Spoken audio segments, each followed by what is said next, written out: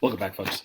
Okay, so I want to give you guys some ideas and also talk about how I processed all this a little bit. So first off, I'm going to give you my top three mechanics that you can start with. Number one, and I'm looking at this page, which was the mechanics brainstorming one, right? And I think these are your top bets right here. They're great. Okay, so action selection, right? So where you have a variety of things you're picking from every turn, right? You can do this, this, or this. Okay. Um, Either just you pick one or you have points. I believe I'm trying to think if you played a game that has points. So I don't know. So there's Pandemic.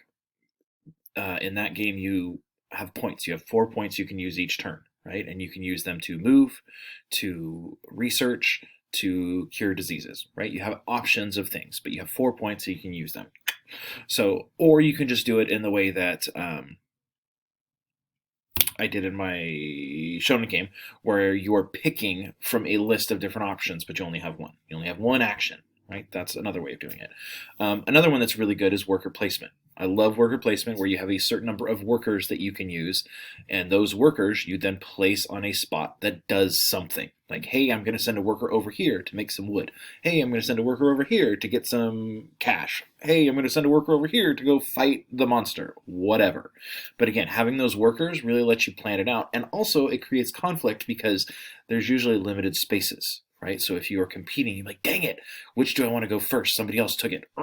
Like, there's that conflict, right? Which is good. It allows that interaction between players. So those are like two of my top choices. I can't remember the third right now, so I'm going to pause it and come back. Duh, I remembered. It was area control. So area control is where you're moving people around on a board and you're fighting over control of a place. So if you played the Lotus game, the flower game, that's how that game worked. I think there was another game we played that had that too. But essentially, whoever has the most people in a spot at a certain point wins that spot. You get points, you get something, whatever. You can change it however you want, right? Maybe if instead of, okay, I'm going to go back to the 40K well because it works well. So say you're trying to control a point that uh, is where you can hire resources from space, whatever.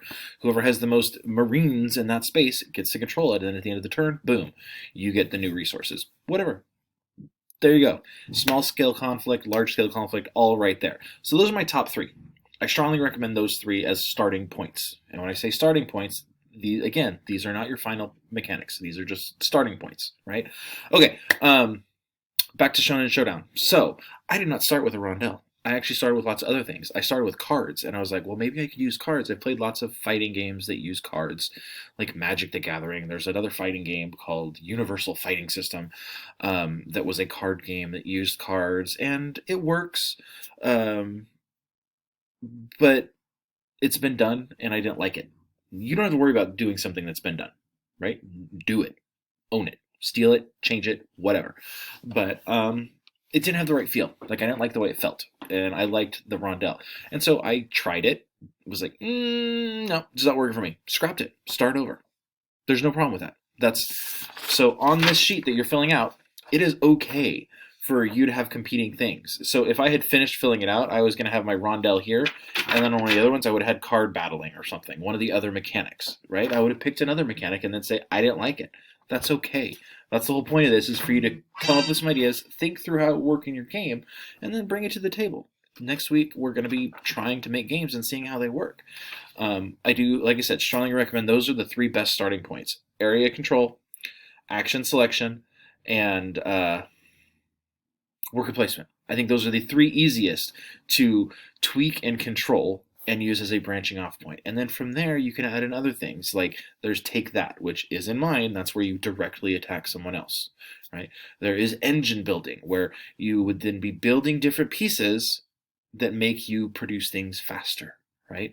And so say, let's take a look. I'm going to look back at the Atlantis Rising game. Okay, you're going to different places to get ore or crystals or whatever. What if there was another spot that made it so that you permanently could turn one ore into two crystals? And you just have to spend some time to do that, right? That would be you building an engine, and your engine can be different than other people's, and the order you take it is different than other people's. And then to wrap this up, the main thing to think about is these three mechanics are so good because they very easily allow you to see the small scale conflict, right? What your choices does matters. Like if you choose which one, and you can do it in a bad order, and you can see in the hindsight, be like, oh, I should have done this first. I should have done that first. This would have been better. That would have been better. There's that small conflict, right? And they very easily allow you to control that small conflict and to let them build towards the larger conflict. Okay. Yeah. So again, come up with some ideas. They don't need to be perfect. Use the stuff I gave you. Use this big old packet. So again, this has some good stuff on there. You don't have to use all of them. You don't need to do everything. If you're not sure about it, go back to this. It talks about it. Shoot me a remind. I can explain something to you. Come see me on Thursday, whatever. Or just have some ideas so when you get to class, we can put it on the table and we can try and make it work. So that's it. All right, folks. Have a good one. I'll see you later.